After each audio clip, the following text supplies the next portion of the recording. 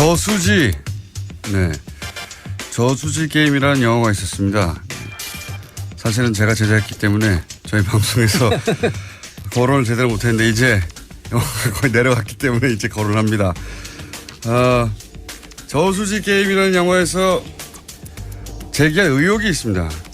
그런데 그 의혹의 구체적인 내용들을 파헤친 분이 오늘 뉴스공장에 나오셨습니다. 더불어민주당 김현권 의원, 안녕하십니까? 안녕하세요. 네.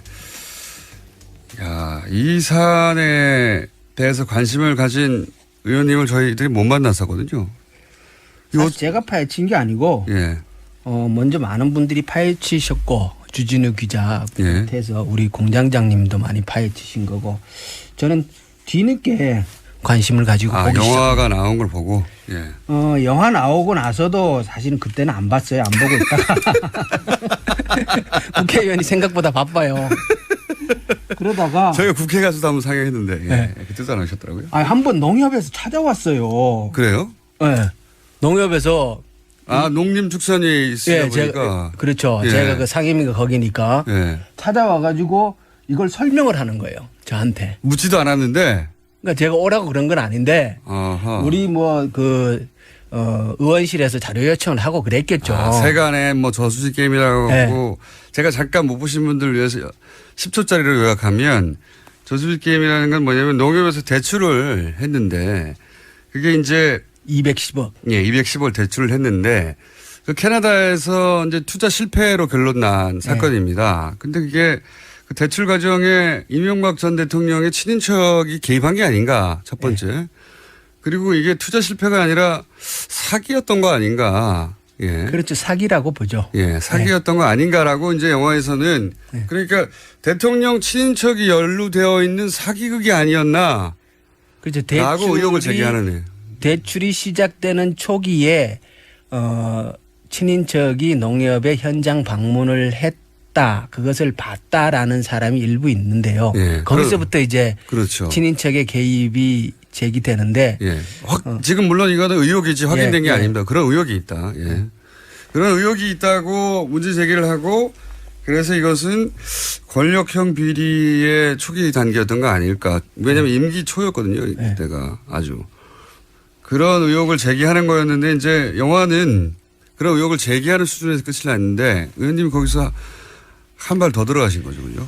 그러니까 그 직원이 찾아와서 설명을 하는데 예. 제가 유심히 본 거는 이게 농협의 상호금융 특별회계의 돈이라는 거예요. 예. 이게 무슨 말인지 잘 몰라 일반인들은. 예. 그렇죠. 모르죠. 농협이라 그러면 농협은행이 있고 예. 이건 중앙회예요. 예. 이건 이제 정부 출자금 등이 이제 기초가 되는 돈이고 회원 농협, 그러니까 시골에 가면 있는 조합원들이 가입해서 운영하는 회원 농협의 돈을 모아놓은 게 상호금융 돈이에요. 그러니까 중앙의 돈하고 상호금융 돈하고는 뿌리가 달라요. 그렇군요. 예, 상호금융은 이건 완전히 농민들 돈인데. 그러네요. 상호금융 돈은 굉장히 보수적으로 운영을 해요. 그렇죠. 그래서 그래야 되겠죠, 당연히. 예, 이 돈을 가지고 해외에 투자를 한다? 있을 수 없는 일이에요. 그런 사례도 없고. 여기서부터 이상하군요. 네. 그래서 저는 왜 상호금융 특별회계의 돈을 가지고 해외 투자를 했지? 그런 전례가 없다고요? 전례가 없어요. 이게 농민들의 사실은 그야말로 땀이 묻은 돈 아닙니까? 예. 이게. 그 돈은 굉장히 날리면 안 되니까 보수적으로 그렇죠. 운용해 와서 회사 투자를 안 하는데 예. 요 돈으로 투자를 했더라. 요 돈으로 투자를 했고 아하. 2008년도에 상호금융 특별회계가 1777억이라는 어마어마한 적자를 봐요. MB가 취임하던 해잖아요. 네, 그때 이런 투자가 많이 일어났거든요. 그때의 그 당시에 그런 붐이 좀 있었죠. 예. 있었는데 상호금융 특별회계의 전체적인 회계를 보면 지난 40년 동안 단 한 번도 적자를 낸 적이 없어요. 그 해만 적자였어요. 그 해만 적자를 냈어요. IMF 때도 상호금융 특별회계는 흑자를 봤어요. 그래서 이상하다. 그런 배경을 듣고 보니 더 이상하네요. 저는 그거 몰랐거든요. 왜 이 돈을 가지고 했을까? 그거는 농민들 돈이기도 하면서 중앙회에서 관리를 하는데 예. 이게 중앙회 입장에서 보면 어쩌면 이게 주인 없는 돈으로 비춰졌을 수 있는 거예요. 네. 그래서 예리하십니다. 제가 그건 저도 몰랐어요. 거기서 조금 야 이거 이상하다. 왜 이 돈을 갖고 투자를 했지? 그러면서 이제 보기를 시작을 한 거죠. 아하. 영화가 있다는 것만 아셨지 내용은 그때까지 영화를 못 봤어요. 영화는 그 뒤에 봤습니다. 예. 극장에서 내려갔습니다, 이제. 근데 그래서 제가 지금 말하는 겁니다. 네. 근데 저희는 이제 대통령의 친인척이 연루된 의혹에 포커스를 맞췄는데 근데 의원님은 그 이전에 네. 아니 요 돈 자체가 이렇게 쓰일 돈이 아닌데 쓸 돈이 절대 아니라는 예. 거죠. 예. 게다가 요 돈 관련해서는 적자가 난 적이 없는데. 난 적이 없습니다. 한 번도. 예. 예. 최초로 유일하게 이때 적자가 났다. 2008년도 아하. 이후로도 적자가 난 적이 없고 그런데 아하. 원래 MB는 예.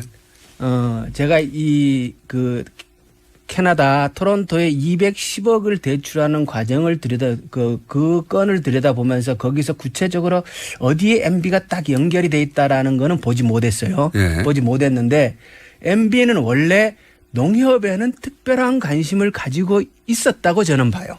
일단 배경 설명하시면. 예. 그렇게 생각하신 이유가 뭡니까? 왜냐 그러면 MB가 당선되고 나서 예.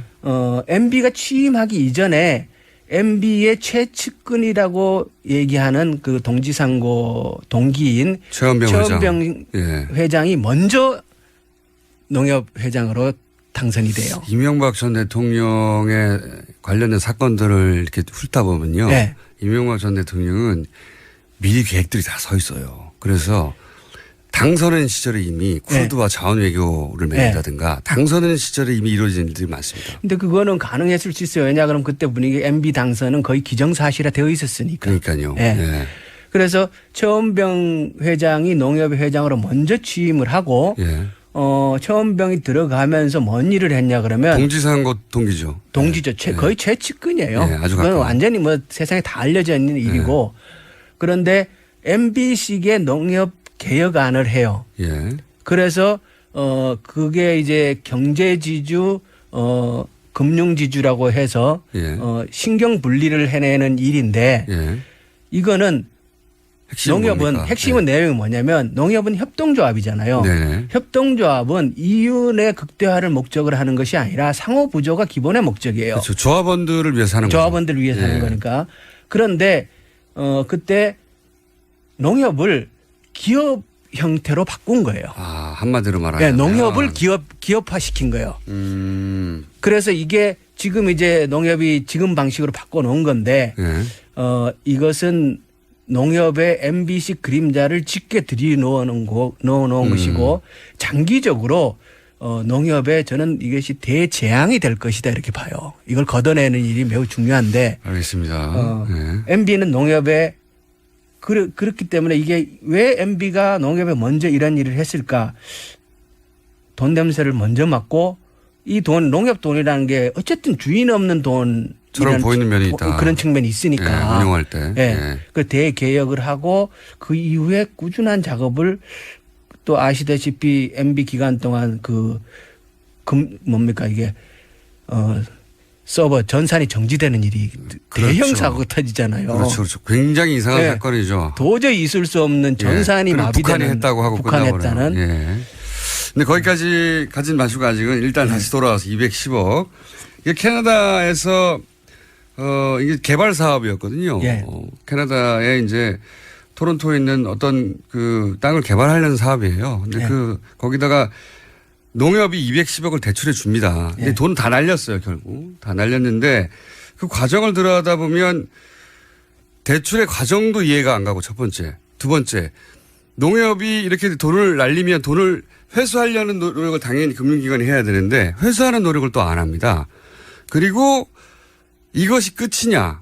그게 아니라 이런 식으로 농협이 돈을 이상하게 날려먹은 애초에 날릴 걸 알고 시작했나 싶은 이상한 사안들이 여러 개고 또 한 가지 또 특징은 그 은행. 예. 은행이 캐나다의 특정 은행인데 이 은행과 자원외교도 다 연결돼 있어요. 그래서 이상하다. 이 은행을 통해서 이상한 일들이 많이 일어난 것 같다. 그렇죠. 그래서 그 돈이 흘러 어딘가에 같이 다 모여 있는 거 아닌가 저수지에. 그게 영화 내용이죠. 예, 저수지가 있는 거 아닌가 이런 겁니다. 예. 큰 틀에서는. 자, 그런데 좀 더 구체적으로 들어가서 대출 과정에서는 뭐가 이상합니까? 요약해 주시면. 210억이라는 돈을 캐나다 현지 법인과 그것의 한국 법인이 함께 움직이는데요. 네. 캐나다에서 주상복합 개발을 시설을 하려고 개발을 한다는 프로젝트를 추진을 합니다. 그렇죠. 추진을 하고 현지에서 그게 실제 진행돼요. 네. 분양도 이루어지고. 네. 그런데 그 캐나다의 현지 법인 대표가 한국으로 와서 이 이제 210억을 대출을 받는데 바지 사장입니다. 예. 사업을 해본 적도 없는. 그렇죠. 그러니까 한국 법인 대표도 그렇고 캐나다 법인 대표도 그렇고 그렇게 사업 경력이 많지는 않아요. 네네. 그런데 210억을 대출을 받는데 그 210억이 그러니까 정확하게 캐나다로 넘어가는 돈은 175억이에요. 예. 35억은 한국에 이제 이자와 수수료를 위해 남겨놓고 175억이 넘어가고 그 175억에서 또 운영비로 15억을 띄워놓고 160억 원어치의 그 신용 보증 채권을 삽니다. 네네. 그럼 이거를 이제 설정을 해놓고 그걸 갖고 이제 담보죠 한마디로. 담보를 농협이 이제 요 신용 요걸 해놓고 그리고 이제 진행을 해야 되는데 그걸 안 하는 거예요. 그러니까 한마디로 말하면 이게 사실은 지금 의원님이 설명에 애를 먹으시는 게 전문 용어로 사용하지 않고 쉽게 설명하시려다 보니까 어려운 건데 왜냐하면 복잡하거든요, 굉장히. 엄청 복잡해요. 수익증권이 어떻게 돼가지고 뭐 등등. 그런데 한마디로 말하면 담보를 안 잡았다는 거예요. 그러니까 일종의 이런 거예요. 그 수익증권이 이게 이제 160억짜리 수익증권인데 이게 핵심이에요. 이 수익증권의 내용은 만기가 2년이고 2년이 지나면 한국의 농협은 다시 160억을 돌려받을 수 있는 수익증권이에요. 그렇죠, 그렇죠. 그러니까 매우 안정된 수익증권이에요. 그렇죠. 돈을 날릴 리가 없는 거죠. 날릴 리가 없는. 그러면 이 수익증권에 대한 설정, 그러니까 이제 우리가 땅을 샀다고 치면 당연히 등기를 해야 되지 않습니까? 이 수익증권에 대한 등기를 한국의 농협이 해야 되는 거예요. 그런데 이것을 하는 과정에 캐나다의 변호인하고 이 수익증권을 발행한 캐나다의 농협, 그게 이제 RBC 은행이거든요. 로열 뱅크 오브 캐나다. RBC 은행. 자원외교도 다 이 은행을 포함합니다. RBC 은행의 직원하고가 이 관여를 하는데 그 사람들 그냥 말만 듣고 실제로 이 수익증권에 대한 담보 설정을 농협이 하지를 못해요. 그 과정에서 농협 측의 법률 대리인 자체도 존재하지 않아요. 캐나다의 그 현지 부동산 개발 업체의 변호인의 얘기만 듣고 일방적인 얘기만 듣는 겁니다. 일방적인 얘기만 듣고 투자를 받는 사람 쪽의 얘기만 듣는 거예요, 지금. 그래서 결국은 2008년도에 돈이 대출되고 농협은 2010년도 만기가 돌아올 때까지 이것이 잘못됐다는 걸 전혀 인지하지 못해요. 그것도 상상할 수 없는 일이네요. 그러다 2010년도에 만기가 됐는데 돈이 안 들어오니까 그때 뭐 연락을 하는데 연락이 안 된단 말이에요. 그래서 부랴부랴 그다음부터 이제 문제가 생긴 걸 아는데. 생각해 보시면 우리가 뭐 은행에서 한 1억 정도 대출 받으려고 1억이 뭐 5천만 원만 대출 받으려고 해도 무슨 아파트 들고 가가지고 다 확인합니다. 다 사인하고. 근데 이게 총 210억대인데 그 담보가 확인이 안 됐다는 거예요. 이게 말이 안 되지 않습니까? 그러니까 사고가 터질 때까지 담보가 확인됐는지 안 됐는지 자체도 농협은 그 당시에 몰라요. 이게 말이 안 되는 거죠. 그래갖고 사고가 터지고 나서 연락도 안 되고 뭔가 이렇게 조치를 취하려고 서류들을 보니까 실제 이 담보 설정이 그 농협 앞으로 되어 있는 것이 아니라 캐나다의 그 개발 업체의 현지 법인 대표와 처의 이름으로 수익증권이 되어 있었고 그러니까 그렇게 그 사람들이 그 수익증권을 담보로 해서 90억과 60억을 이미 또 담보해서 대출해서 받아 가버렸기 때문에 이 수익증권은 그러니까 150억은 대출해 가버렸고 10억은 이자로 돼버리니까 수익증권은 이미 깡통이 돼버리는 상태인 거예요. 이게 설명 알아들으실까 모르겠네.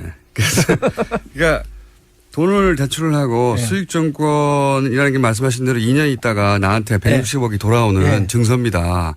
일종의 질권처럼 받으려고 했거든요. 질권이라는 거는 용어가 많이 나오네요. 전당포 생각하시면 전당포. 네, 맞아요. 예. 돈 빌려주면 시계 받잖아요. 네. 그렇죠? 땅 사면 등기한다 이렇게 생각하면 그렇죠. 돼요. 예. 그런 담보가 있어야 되는데 그래서 이 수익증권을 2년 있다가는 160억을 수익증권을 가지고 있는 사람한테 주는 네. 예, 그런 약속 증서죠. 그런데 알고 봤더니 그 160억을 농협이 받아야 되는데 네. 그 160억은 다른 사람이 받는 걸로 돼 있는 겁니다. 그렇죠. 예. 황당한 거죠. 황당한. 돈은 농협이 총 210억을 썼는데 거기에 대한 그 개발 이익이든 뭐든 보상은 다른 사람이 받도록 돼 있다는 걸 농협이 2년 동안 몰랐다는 게 말이 되나요 이게? 이게 제가 설명이 됐나 모르겠네요. 그런 사건이에요. 그걸 몰랐다. 자기들은. 그렇죠. 그리고 그건 다른 사람이 받는 걸로 돼 있다. 그런데 그 다른 사람은 또 그 증권. 왜냐하면 이 증권은 확실하게 160억을 2년 있다가 돌려받는 증권이니까. 예. 그걸 가지고 또 대출 또 받은 겁니다. 그렇죠. 그걸 가지고 받을 만큼 다 받은 거예요. 90억 받고 50억 받고 예. 나머지 10억은 이자로 된 거니까. 굉장히 뭔가 이 금융을 잘 아는 사기꾼이에요. 사기를 친 거죠, 사실은. 예. 그러니까 이게 등장하는 사람이 캐나다 현지 법인의 대표와 그와 함께 움직이는 법률 대리인 그리고 캐나다 RBC 은행의 직원이 함께 등장을 하는데요. 예. 이 세 사람이 사전부터 공모를 했는 것이 아닌가. 예. 왜냐 그러면 처음에 농협 직원이 가서 그 수익증권의 담보 당연히 관심이 있었을 거 아니에요. 그죠? 예.